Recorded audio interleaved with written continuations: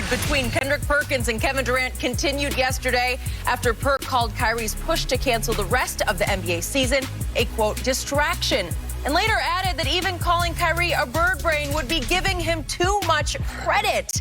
This led KD to fire back and call Perkins a, quote, sellout in an Instagram comment. Shannon, what do you think KD means here? Still, what he's saying is that Perk played in the NBA, so he kind of knows how the inner workings go. And now Perk is on the other side. He's in the media. Players that play with Perk or currently play and think that Perk should just be quiet, be vanilla, protect their interests, don't say anything negative. Perk, you know you're a player. So anybody that does what we do, that played the game, that's not complimentary, always they sell out. They don't know what they're talking about. You weren't that good. Well, what did you ever win? And that's what they always use. And if you notice, every time KD fires at Perk, he always takes a shot at him. Well, you only average 2 points and 3 rebounds as our center. Yada, yada, yada. Okay, which is abundantly clear. A lot of air balls. A lot of air balls. Mm-hmm. Kendrick Perkins was not, is not, will never be, will never has been the player that Kevin Durant or Kyrie or any other of the top players. Mm-hmm. But that's okay. That's not to diminish that he doesn't know what he's talking about. What they're upset about is that they're not denying that Kyrie said this. Mm-hmm. They're asking Perk, why are you putting this out there? Why are you putting this on blast? And Perk was like, Kyrie had no problem going back and playing. Now, this is what Perk is saying.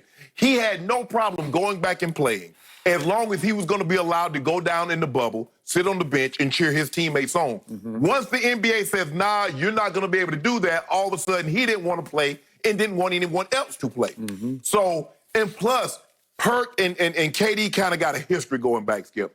Perk said Russ is the best Oklahoma City Thunder player in history.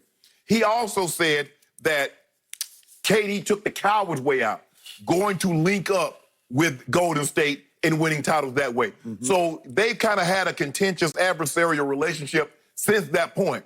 Perk doesn't back down. Perk is not going to back down. What I would advise, you know, Skip, when I try to, like, talk about a player, I try to keep his intellect out of it. I know maybe Perk was just saying that in jest, that if Kyrie had a bird had Kyrie brains, it would fly backwards. Maybe I don't think Kyrie has a diminished capacity or anything like that. I just think he thinks outside of the box, and I think it's rubbing a lot of people the wrong way because some people do want to go back and play. And Skip, if you don't, my thing has always been, if you don't want to go back and play, if you feel that the COVID is a concern of yours, you feel that your voice is going to be muted going back to the bubble with everything, the social injustice that's going on, don't go. But don't try to put the bosh on anybody else and try to speak bad of the NBA for them wanting to go back. So I just think that Kendrick and KD's protecting Kyrie, Skip. They're best friends. And so, you know, I'm going to protect my best friend. I'm not going to let you take shots at him from a distance. Yep. I'm going to try to put the kibosh on that so it doesn't get too far out of hand. But this is going to continue to go on. Perk has a very strong opinion, and he's not going to back down from KD. KD understands that, but I think that's what's going on. That's what he means by selling out. Perk, you played. Now you in the media, now you giving up all the secrets. You know you're not supposed to do that. There may be some of that going on, but I think it runs and cuts much deeper than you just suggested.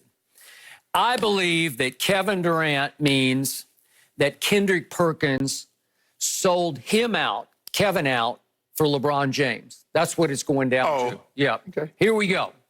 For 4 years in Oklahoma City, I'm going to remind everybody, Kendrick Perkins was Kevin Durant's enforcer. He was his bodyguard. Right. He was his personal protector. That relationship ran so deep that when Kevin did win the MVP in, 2014, he thanked Kendrick in his big MVP. It was the best speech Kevin's ever given. It was straight from the heart, made everybody cry, brought tears to Russell Westbrook's eyes. You remember that? Yep. And in that speech, he said of Kendrick Perkins, I hated you before you got here, because remember in Boston, he was seen as this sort of glowering, menacing enforcer type, right? This bully. And yet Kevin concluded, but the moment you got here, you changed my whole perception of you. That's over. That's finished. That's kaput. He changed it again, huh? He changed it radically, dramatically, upside down again, because now, in a little bit of a surprise, if not a shock to me, Kendrick Perkins has become LeBron's #1 PR man and #1 fan, super fan, on every TV show he does. He's done ours a few times. He does ESPN. He seems like he's everywhere and all over social media. He does nothing but protect LeBron. And it's starting to come across to me as if Kendrick almost considers himself part of LeBron's inner circle. It's almost like there's Maverick Carter and there's Rich Paul and there's Randy Mims and there's Perk. There's Kendrick Perkins, like he's the fourth horseman of the inner circle. And if I didn't know any better, because this has gotten so personal, it almost comes across like Perk is on